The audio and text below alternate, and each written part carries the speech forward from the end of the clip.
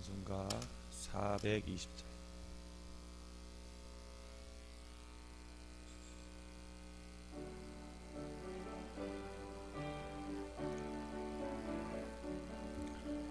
너 성결케 위해 늘 기도하며 너 주 안에 있어 늘 성경 보고 온 형제들 함께 늘 사귀면서 일하기 전마다 너 기도하라. 너 성결케 위해 은밀히 계신 내 주께 빌라. 주 사귀어 살면 주 닮으리니 널 보는 이마다 주 생각하라.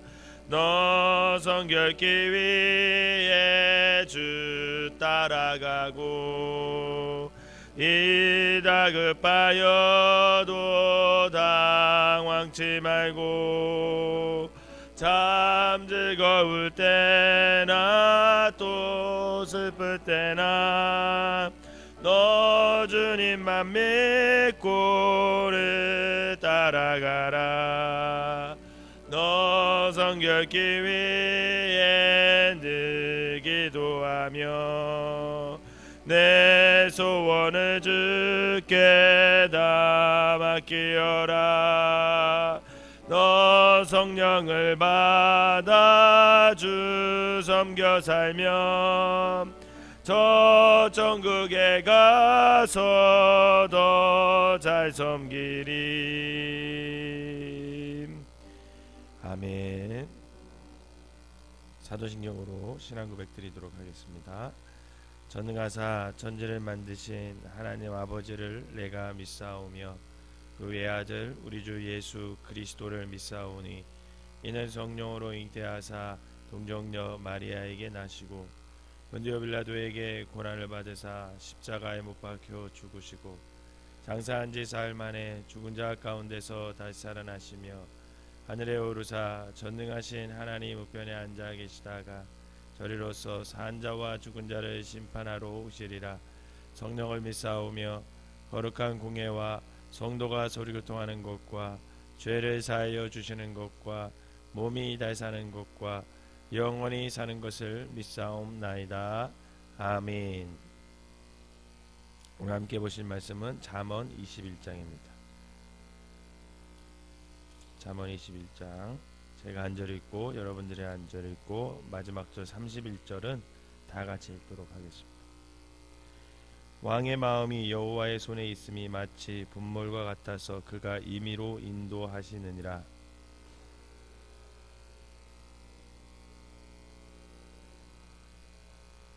공의와 정의를 행하는 것은 제사 드리는 것보다 여호와께서 기쁘게 여기시느니라.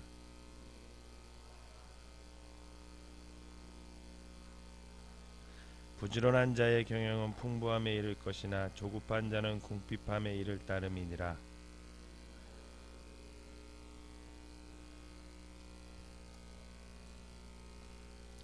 악인의 강포는 자기를 소멸하나니 이는 정의를 행하기 싫어함이라.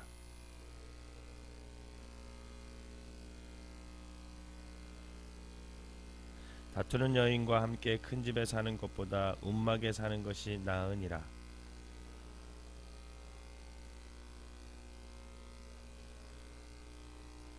거만한 자가 벌을 받으면 어리석은 자도 지혜를 얻겠고 지혜로운 자가 교훈을 받으면 지식이 더하리라.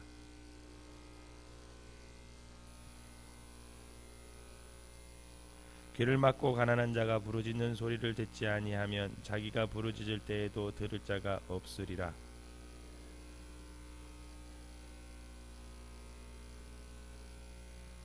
정의를 행하는 것이 의인에게는 즐거움이요 죄인에게는 패망이니라. 연락을 좋아하는 자는 가난하게 되고 술과 기름을 좋아하는 자는 부하게 되지 못하느니라.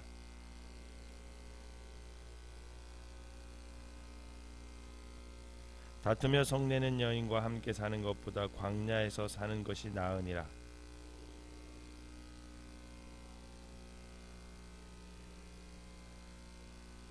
공의와 인자를 따라 구하는 자는 생명과 공의와 영광을 얻느니라.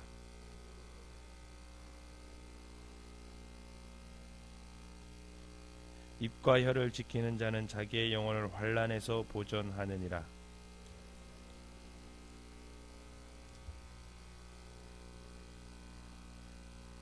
게으른 자의 욕망이 자기를 죽이나니 이는 자기의 손으로 일하기를 싫어함이니라.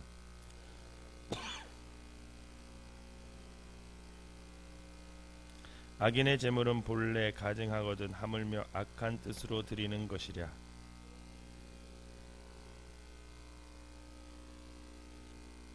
악인은 자기 얼굴을 굳게 하나 정직한 자는 자기의 행위를 삼가느니라.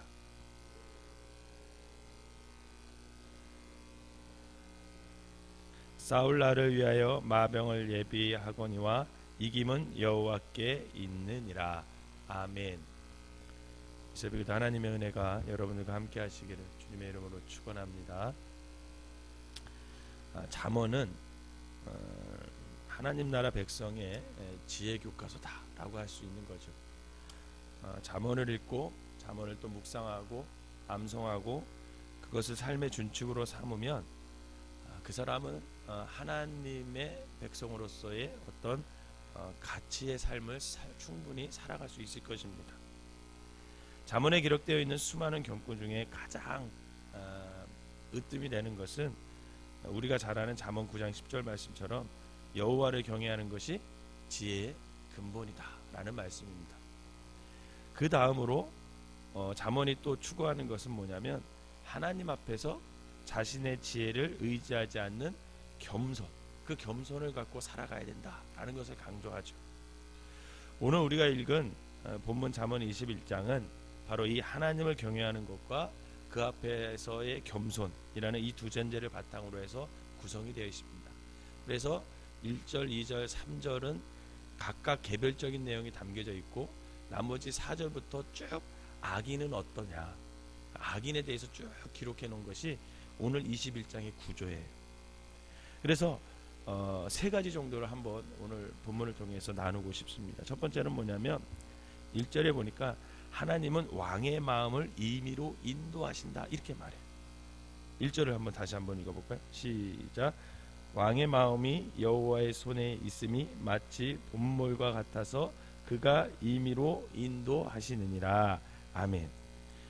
여러분 고대 근동에서는요 왕은 힘과 지혜의 상징이었어요.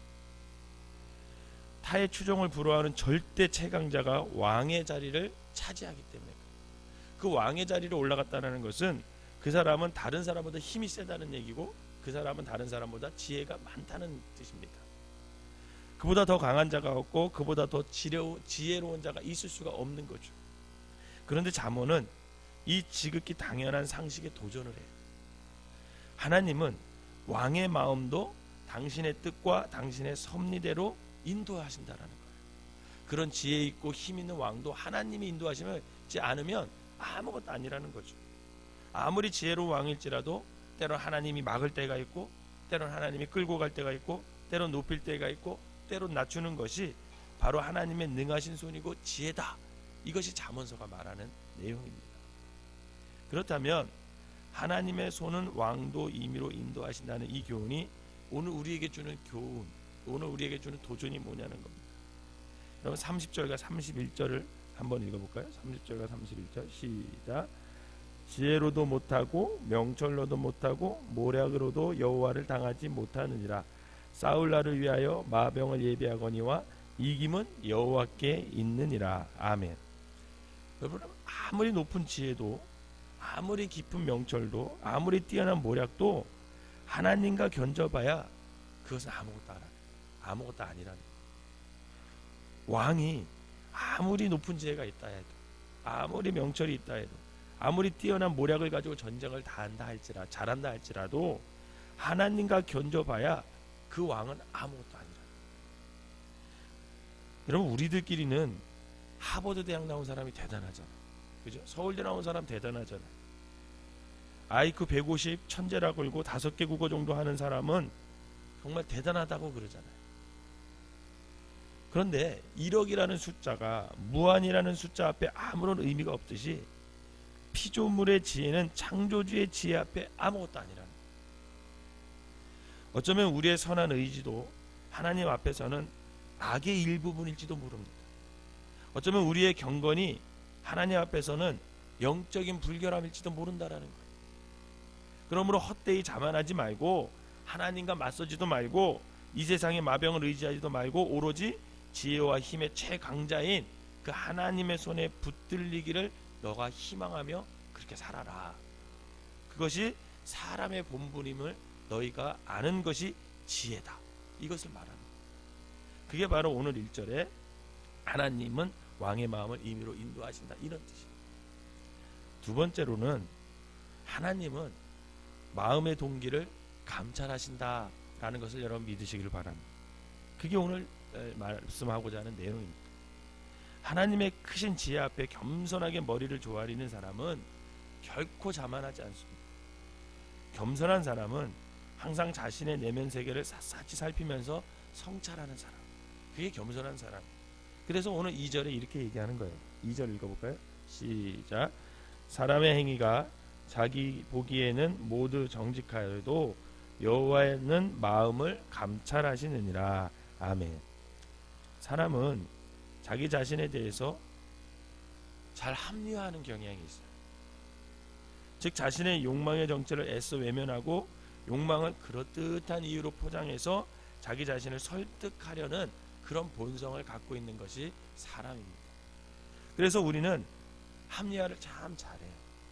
이것을 한 이유가 있고 저것을 한 이유가 있고 이것을 어쩔 수 없이 할 수밖에 없던 사정과 모든 이유가 다 담겨져 있습니다. 본문에서 감찰하다는 말은 저울로 무게를 재다라는 그런 뜻이에요. 결국 이 말은 하나님께서는 저와 여러분들의 마음의 동기의 무게를 잘 재시면서 우리의 순수성과 진실성이 얼만큼 순도가 높은지 그 퍼센트를 정확히 알고 계신다, 그런 말씀입니다. 그렇다면 하나님은 마음의 동기를 아신다라는 이 잠언이 우리에게 주는 도전이 뭐냐겠는 거죠. 그것은 하나님은 삶 속에서 우리가 돈을 버는 목적뿐만 아니라 돈 버는 수단과 방법의 정직성의 무게를 재시는 분이다라는 거예요. 6절에 그렇게 나오잖아요. 속이는 말로 재물을 모으는 것은 죽음을 구하는 것이라 곧 불려다니는 안개니라. 타인에게 주는 선물이 진심으로 축하해 주는 것인지 아니면 무언가를 가장에 거래하고 뇌물인지 하나님은 아신다라고. 그게 14절 말씀이에요. 만면의 미소를 띤 얼굴 표정 또한 영혼으로부터 그것이 마음으로부터 흘러나온 것인지 아니면 다른 사람을 속이기 위한 가면인지 우리는 몰라도 하나님은 다 아신다는 거예요. 그게 29절 내용이에요. 그러므로 참으로 지혜로운 자는 그 하나님 앞에 자신의 내면을 낱낱이 드러내고 매일매일 부패한 내면의 영혼을 의사이신 그것을 고쳐주시는 그 주님께 맡기는 사람, 그 사람이 지혜로운 사람이라는 거죠. 즉 말씀으로 속사람의 동기를 비추고 성령으로 추악함을 도려내는 자가 진짜 지혜로운 사람이다. 그것이 오늘 잠언서의 말씀입니다. 그래서 늘 우리는 마음속에 선한 것으로 채우고 우리의 마음을 다스리고 마음을 붙잡으면서 살아가야 한다. 그것이 지혜의 시작이다 라고 잠언서는 말하고 있습니다. 세 번째로 오늘 21장에서 말하는 것이 뭐냐면 하나님은 삶이 담보된 예배를 기뻐하신다라는. 안타깝게도 예나 지금이나 이 잠언서가 쓰여진 시대나 예수님 당시나 마음을 감찰하시는 하나님을 망각하는 일들이 비일비재하게 많이 일어났던 것 같습니다. 그 아둔함과 어리석음의 비극적인 결과가 무엇이냐? 그게 3절이에요. 여러분 3절 읽어볼까요? 시작. 공의와 정의를 행하는 것은 제사 드리는 것보다 여호와께서 기쁘시게 여기시느니라. 아멘. 여러분 하나님의 택하심을 받은 이스라엘의 초대왕 사울 왕의 어리석음이 무엇인지 아십니까? 사무엘상 15장 22절에 보면 순종이 제사보다 낫다. 이것을 사울 왕은 몰랐어요. 다시 말하면 삶과 예배의 괴리가 있었다라는 거예요.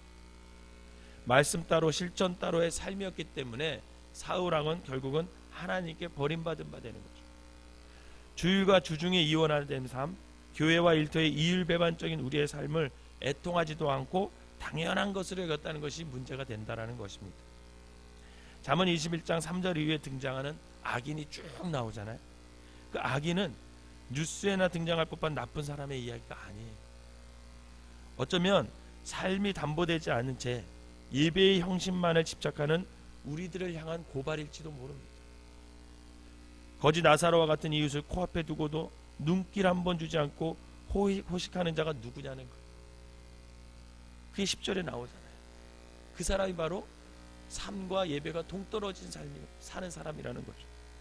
가난한 자의 배고픔을 외면한 채 자신의 삶의 여가비를 구하는 어리석은 자가 누구냐? 13절에 그렇게 얘기하고 있어요. 그것이 바로 삶과 예배가 동떨어진 삶의 모습이라는 거예요. 사회적인 약자들의 탕식과 아우성의 소리에 기막고 눈먼 자가 누구냐? 13절에도 그렇게 얘기하죠. 타자와의 공과 이웃과 나누는 공평의 노력에는 단 한 시간도 단 1,000원도 나누지 않으면서 자신의 배를 채우기 위해서 먹고 토하고 먹고 토하기를 반복하는 그런 탐욕과 탐심에 찢은 사람이 누구냐? 이렇게 물어요. 17절과 26절이. 그게 삶과 예배가 괴리되는 그런 모습이라는 거죠. 양심의 눈을 감은 채 불법으로 돈 버는 일에 혼신의 힘을 다하면서 그 돈으로 하나님께 바치면서 자신의 일신과 안녕을 또 무면장소에 복을 비는 그런 파렴치한 싸구려의 어떤 종교인이 누구냐? 27절에 그렇게 얘기합니다. 그게 삶과 예배가 괴리된 삶을 사는 사람의 모습이라는 겁니다. 이렇게 삶과 전혀 상관없는 이진적인 모습으로 예배를 드리는 그런 이스라엘의 운명을 바라보면서 여러분 미가 선지자가 이렇게 외쳤어요. 미가서 6장 6절에서 8절에 보면 내가 무엇을 가지고 여호와 앞에 나가며 높으신 하나님께 경배할까? 내가 번제물로 1년 된 송아지를 가지고 그 앞에 나갈까? 삶이 따르지 않는 예배는 송아지를 갖고 나간다고도 소용이 없다는 거죠. 여호와께서 천천의 순양이나 만만의 강물 같은 기름을 기뻐하실까? 내 허물을 위하여 내 마다들을 내 영혼의 죄를 말미암아 내 몸의 열매를 드릴까? 사람아, 주께서 선한 것이 무엇임을 내게 보이셨나니 여호와께서 내게 구하시는 것은 오직 정의를 행하며 인자를 사랑하며 겸손하게 내 하나님과 함께 행하는 것이 아니겠느냐. 이것이 하나님께서 우리들에게 요구하는 것이죠.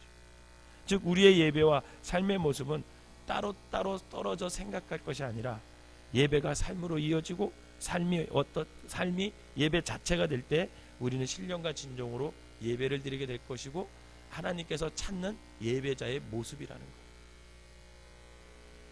바라기는 저와 여러분들이 늘 이 하나님을 인정하고 하나님을 붙드는 삶을 살아가시고 또 마음을 감찰하신 그 하나님 앞에 늘 정직하게 행하고 예배가 삶으로 이어지는 모습을 통해 성숙한 그런 그리스도인들로 살아가시기를 주님의 이름으로 축원합니다. 기도하겠습니다. 사랑과 은혜가 충만하신 하나님 감사합니다. 한 뼘밖에 되지 않는 우리의 마음조차 다스릴 줄 모르면서 또한 한 주먹밖에 되지 않는 우리의 머리조차 통제하지도 못하면서 한 치 앞도 내다볼 지혜도 없고 어리석은 우리가 하나님 없이 만용을 부리며 살아가지는 않았는지 다시 한번 이 새벽에 생각하게 해주시니 감사를 드립니다. 오직 우리가 삶을 살아갈 때 하나님 손에만 붙들리는 그런 삶이 되게 하여 주시고 오직 우리의 속사람의 숨은 마음의 동기를 잘 살펴서 아버지 하나님 우리의 마음을 온전히 주님께 맡기고 그 마음에 선한 것으로 채우고 그 마음에 말씀으로 채우고 그 마음을 성령님이 인도하여 주셔서 온전히 주님의 뜻 안에서만 살아갈 수 있는 믿음의 사람들이 되게 하여 주시옵소서. 또한 하나님께서 기뻐하시는 것은 예배가 생활화되고 생활이 예배가 되는 것임을 잊지 않게 하여 주셔서 우리가 이중적인 모습으로 살아가지 않도록 인도하여 주시고 온전히 아버지 하나님 예배 드릴 때 그 마음으로 세상에 나가서도 살아날 수 있는 믿음의 사람들이 될 수 있도록 인도하여 주시옵소서.